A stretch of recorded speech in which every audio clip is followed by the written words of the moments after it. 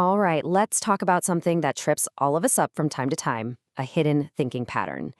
It's called cognitive rigidity, but you might have heard its more provocative name, the low IQ trap. Let me ask you something. You ever feel like you're just stuck? Like you're hitting the same exact wall over and over again with the same problem? You try the same thing, you get the same annoying result, and you just can't break out of that loop. Well, that feeling? That's not just you. It's a real thing, and it has a name: cognitive rigidity. So let's unpack what that actually means, and more importantly, how you can spot it in your own life. Okay, so we're talking about the mental maze, and the subtitle here is key: Why Smart People Get Stuck. Because that's the thing. This isn't about a lack of intelligence. Not at all. It's about how even the sharpest minds can get trapped in their own thinking. And let's get one thing straight right off the bat. That name, low IQ trap, it's terrible, frankly. It's not about how smart you are. It has zero to do with your actual IQ score.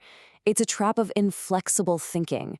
It's about how you use the intelligence you have, not how much of it you've got. So you can really see the difference here. On one side, you've got cognitive rigidity.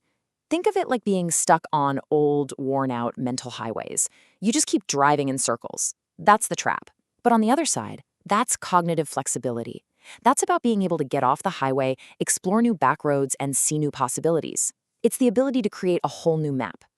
Okay, so how you know if you're stuck in this maze? How can you spot the walls closing in? Well, we're going to look at 5 big warning signs. Think of these as the dead giveaways that you might be caught in a rigid thinking pattern. All right, here they are. All or nothing thinking, difficulty with ambiguity, over-reliance on past experience, resistance to new information, and finally, an inability to see others' perspectives. Let's dive in. First up, number 1, all or nothing thinking.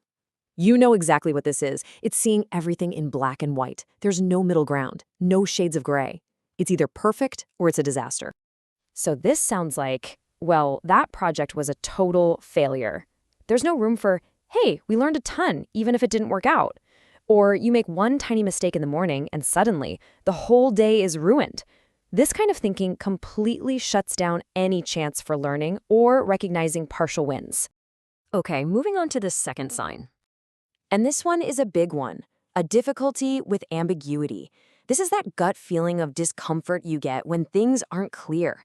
It's that need for everything to have a right answer, for all the rules to be laid out perfectly. If this is you, open-ended projects might feel super stressful. You just want someone to tell you the right way to do it. And you might even find yourself avoiding situations, maybe like a brainstorming session or a new project, just because the outcome isn't guaranteed from the get-go. Which brings us right to number 3, over-reliance on past experience. Now, wait a minute, isn't experience a good thing? Well, yes, until it's not. It becomes a trap when we keep using old solutions on new problems simply because it worked before. I'm sure you've heard the most dangerous phrase in business, but this is how we've always done it. Ugh, that's the theme song for this trap. It's basically trying to use a hammer for every single job, even when the problem is clearly a screw. You're completely missing that the situation, the context, is totally different now. All right, on to number 4. This one is a huge barrier to any kind of growth. Resistance to new information. Picture a giant mental firewall that just pops up the second you hear something that challenges what you already think is true. This is classic confirmation bias, right? We go looking for the articles and the people who agree with us, and we just scroll right past anything that doesn't. It's that dangerous feeling of, I already know everything I need to know about this. And just like that, the door to learning slams shut. And last, but definitely not least, number 5, an inability to see others' perspectives. This is all about getting trapped in your own viewpoint. It's being unable to mentally, walk a mile in someone else's shoes and see the world through their eyes, even for a second. When you're in this mode, it's genuinely baffling why other people disagree.